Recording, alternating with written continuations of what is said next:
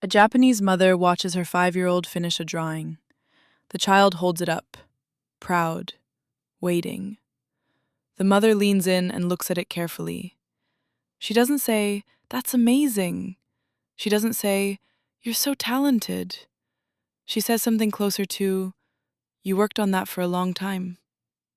And then she turns back to making dinner.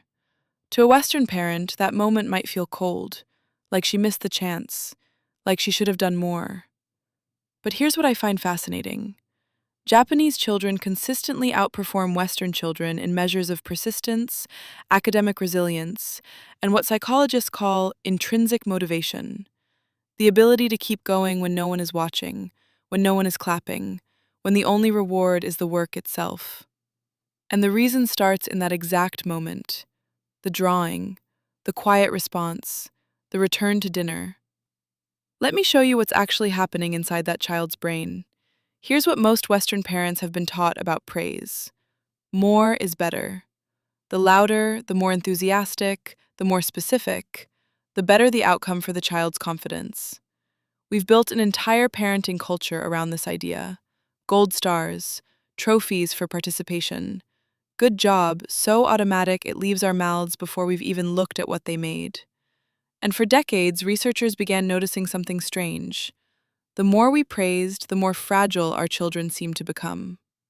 In one of the most replicated studies in developmental psychology, Carol Dweck at Stanford divided children into two groups. Both completed the same test. Both were told they did well. But one group heard, "You're so smart." The other heard, "You must have worked really hard." Then, both groups were offered a second test, a harder one.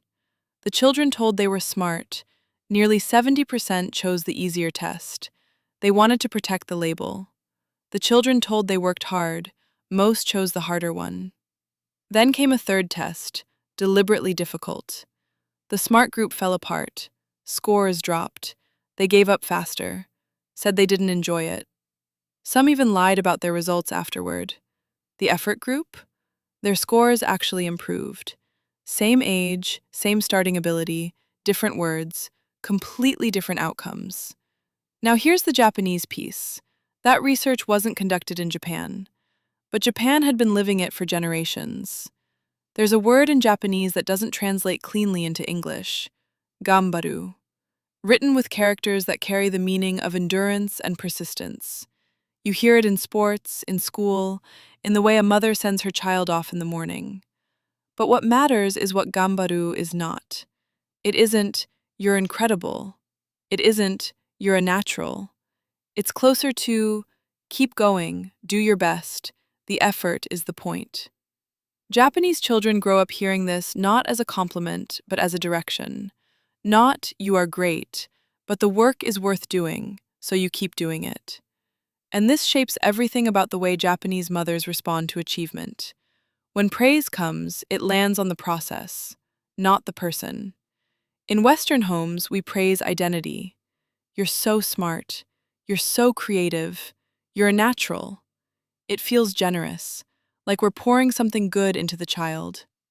But here's what the research shows is actually happening.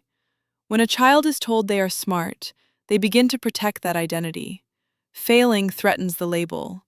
Struggling suggests it wasn't true to begin with, so they avoid the struggle.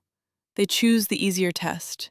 They play it safe, not because they're lazy, but because the praise we meant to build them up with has quietly made the stakes too high.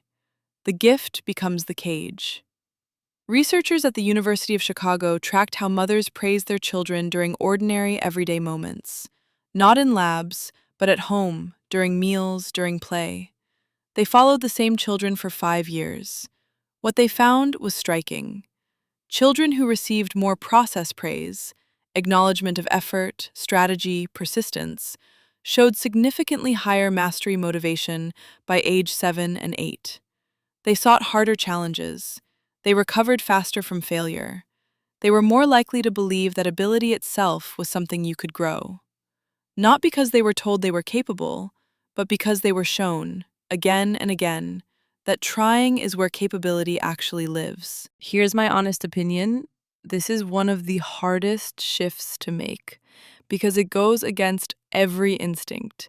When your child shows you something they're proud of, every part of you wants to say, "You're incredible." And that warmth isn't wrong. Love is never wrong. But there's a difference between warmth and evaluation. Japanese mothers don't withhold warmth. They notice. They look carefully. They sit with the child in the moment. What they don't do is make the child's worth contingent on the output. They separate love from judgment. And that gap, small, almost invisible, is where resilience is quietly built. One response at a time, one drawing at a time. So here's what this looks like in practice, not a system. 3 small shifts in the words you already use. First, swap the label for the action. Instead of, "You're so smart," try, "You figured that out." Instead of, "You're so talented," try, "You kept going even when it got hard." The child's identity stays whole, but now it's anchored to something they did, not something they simply are. That's a foundation that doesn't crack when the next hard thing comes. Second, notice the process out loud. When your child is working on something difficult, narrate what you observe. You've been at that for a long time. You tried a different way when the first one didn't work. You're not grading the result, you're witnessing the effort. In Japanese parenting, that witnessing is its own form of deep respect. It says, "I see how hard this is. I see you choosing to keep going. That matters more than what you made." Third, let the silence hold. The Japanese mother looked at the drawing before she responded. That pause wasn't absence, it was attention. It told the child, "What you made is worth looking at properly." We live in a culture that rushes to reassure, but the most powerful response is sometimes the one that takes its time. Back to that kitchen, the drawing held up, the careful look, the quiet words. What a Western parent reads as withholding, the Japanese mother understands as something else entirely. She isn't giving her child less, she's giving her child something that outlasts any gold star. The belief, built slowly, across hundreds of small, ordinary moments, that the work is worth doing, that trying is the point, that who you are is not what you made today, but what you're willing to attempt tomorrow. That's not cold. That's one of the most generous things a parent can offer. If this shifted the way you think about praise, share it with someone who needs to hear it. And if you want more on the quiet ways Japan raises resilient, emotionally grounded kids, subscribe. There's a lot more coming. See you in the next one.